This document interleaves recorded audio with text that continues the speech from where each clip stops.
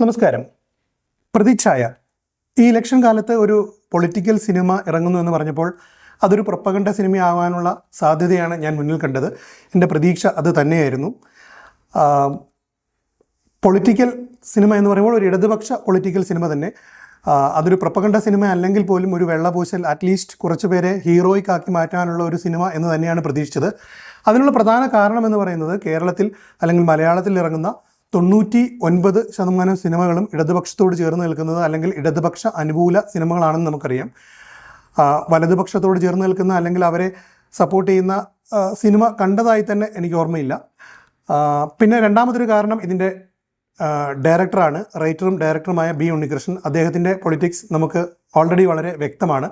അതുകൊണ്ട് തന്നെയായിരുന്നു അങ്ങനെ ഒരു പ്രതീക്ഷ വെച്ച് പുലർത്തിയത്. സിനിമ തുടങ്ങിയതും ഏതാണ്ട് ആ ഒരു പ്രതീക്ഷയെ സപ്പോർട്ട് ചെയ്യുന്ന രീതിയിൽ തന്നെയാണ്. കഴിഞ്ഞ കാലഘട്ടങ്ങളിൽ, കഴിഞ്ഞൊരു 10-15 വർഷം കേരളത്തിൽ നടന്ന ചില പൊളിറ്റിക്കൽ ഇൻസിഡൻസ് അല്ലെങ്കിൽ ചില മുൻ മുഖ്യമന്ത്രിമാരുമായിട്ട് ചേർന്ന് കിടന്ന ഇൻസിഡൻസിനെ ചുവട് പിടിച്ചുകൊണ്ടാണ് ഈ സിനിമയുടെ ഫസ്റ്റ് ഹാഫിലെ കഥ പറഞ്ഞു പോകുന്നത്. അതുകൊണ്ട് തന്നെ ഞാൻ മുൻപ് പറഞ്ഞ പ്രതീക്ഷയെ സാധൂകരിക്കുന്ന ഒരു സിനിമയാണ് ഫസ്റ്റ് ഹാഫിൽ ഈ സിനിമ. ഫസ്റ്റ് ഹാഫിൻ്റെ ആ ഒരു ഇൻ്റർവെൽ ബ്ലോക്ക് പോലും ആ രീതിയിലാണ് അവസാനിക്കുന്നത്.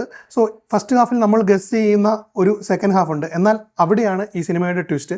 സെക്കൻഡ് ഹാഫിൽ ഒരു ഇൻഡിപെൻഡൻറ്റ് സ്റ്റോറി പോലെയാണ് ഈ കഥ പറഞ്ഞു പോകുന്നത്.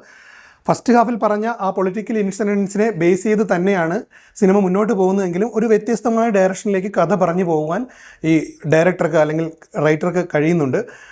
അതുകൊണ്ട് തന്നെ അത്യാവശ്യം കണ്ടിരിക്കാവുന്ന, ഒട്ടും ബയാസ്ഡ് അല്ലാത്ത ഒരു ഡീസൻറ്റ് പൊളിറ്റിക്കൽ ത്രില്ലറാണ് ഈ സിനിമ ടോട്ടാലിറ്റിയിൽ എന്ന് പറയാം. പെർഫോമൻസിലേക്ക് വന്നാൽ ടിപ്പിക്കൽ ഒരു ബി ഉണ്ണികൃഷ്ണൻ സ്റ്റൈലിലുള്ള സിനിമ തന്നെയാണ്. അഭിനേതാക്കൾ നിവിൻ പോളി, ഷറഫ്, സായി കുമാർ, ഹരിശ്രീ അശോകൻ, ഒപ്പം ബാലചന്ദ്ര മേനോനെ കുറേ നാളുകൾക്ക് ശേഷം ഒരു നീണ്ട വേഷത്തിൽ സിനിമയിൽ കാണാൻ കഴിഞ്ഞു. അദ്ദേഹം തൻ്റെ വേഷം വളരെ അടിപൊളിയായി നീറ്റായിട്ട് ചെയ്തിട്ടുണ്ട്. ബാക്കി എല്ലാവരും തന്നെ വളരെ നല്ല പെർഫോമൻസാണ് ആക്ടേഴ്സ് എന്ന രീതിയിൽ നടത്തിയിട്ടുള്ളത്.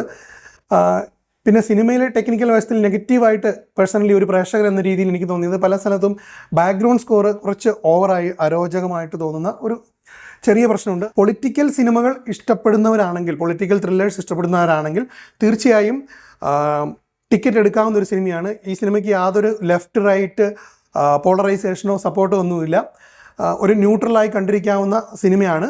ഈ സിനിമയിൽ ഏതെങ്കിലും തരത്തിലുള്ള പൊളിറ്റിക്കൽ സ്റ്റേറ്റ്മെൻറ്റ് ഉണ്ടെങ്കിൽ അത് ഏറ്റവും അവസാനത്തെ ഷോട്ടാണ്. അത് ഒരു മുൻ മുഖ്യമന്ത്രിയുടെ കല്ലറയിൽ എഴുതി വച്ചിരിക്കുന്ന ബൈബിൾ വാചകങ്ങളാണ്. അതിങ്ങനെയാണ്: ഈ മനുഷ്യൻ യഥാർത്ഥത്തിൽ നീതിമാനായിരുന്നു.